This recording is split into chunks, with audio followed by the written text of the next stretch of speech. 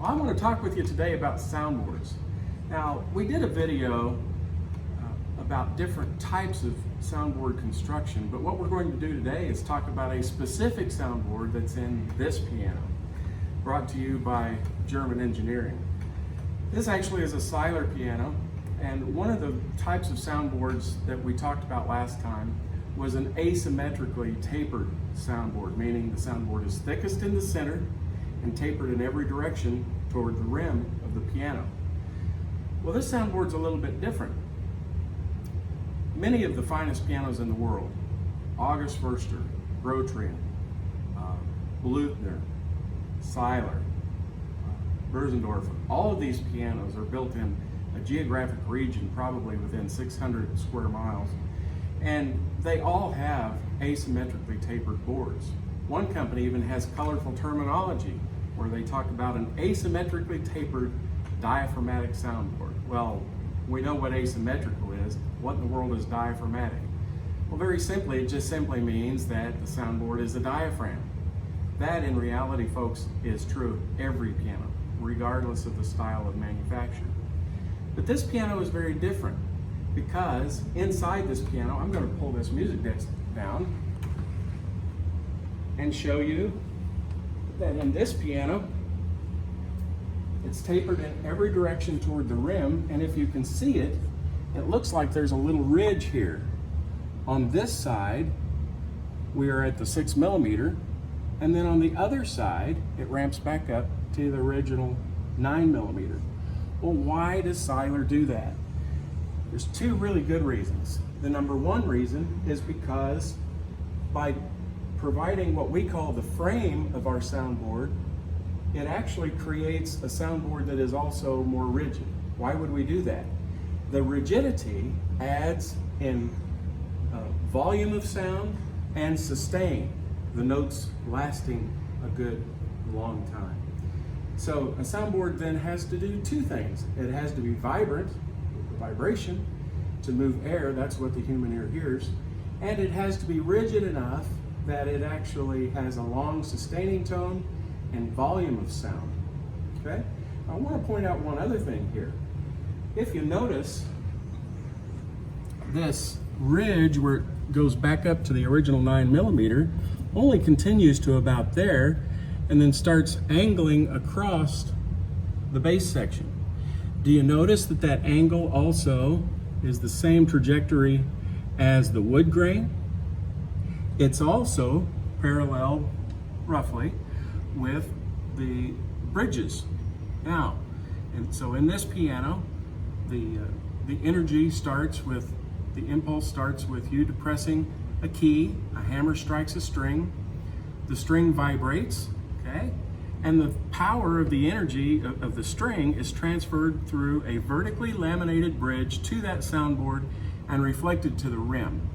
Because we have done this, we are not deadening any portion of the soundboard in this piano like some manufacturers do. What we're actually doing is creating a sound channel that moves this way across the soundboard to the rim. In this piano, the rim is made of a very, very hard wood called beech. When it receives the energy of the soundboard, it hits that hard beech rim and the sound is then reflected back across the soundboard, okay?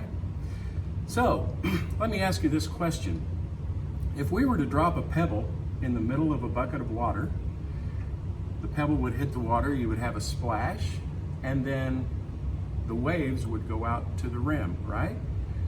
When they hit the rim, they would reflect back toward the center. I'm going to throw you a little bit of a curve. What if the bucket were square?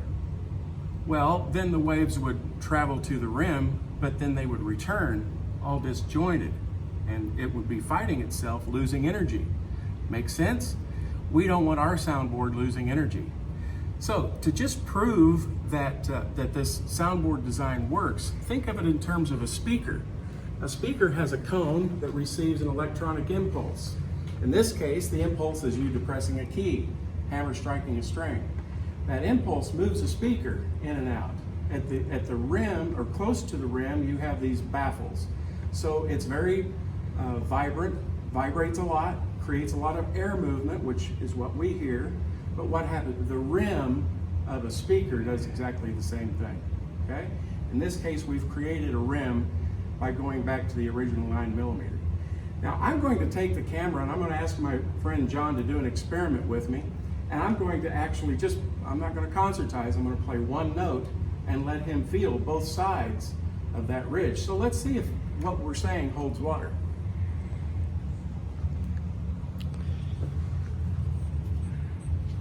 Okay, Jon, you're the star. Hello. This is Jon. Say hi, everybody. Nice to meet you. I almost dropped the camera. Remember, the information in these videos is professional.